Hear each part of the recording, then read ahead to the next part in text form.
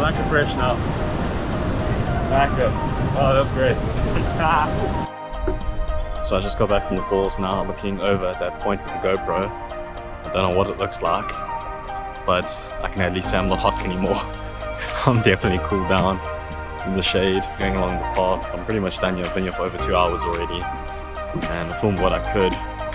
Some spots I had to use my GoPro because the camera is a little bit wet, not too much, but I did pack it in my bag. At least I got a waterproof one, but yeah, definitely worth it.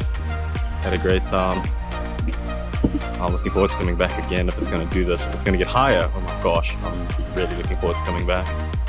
But yeah, heading off now, give other people a chance. The lines are, I feel like I'm at a roller coaster park or something. The lines are just super long, but definitely worth the look. Oh yeah, okay, peace.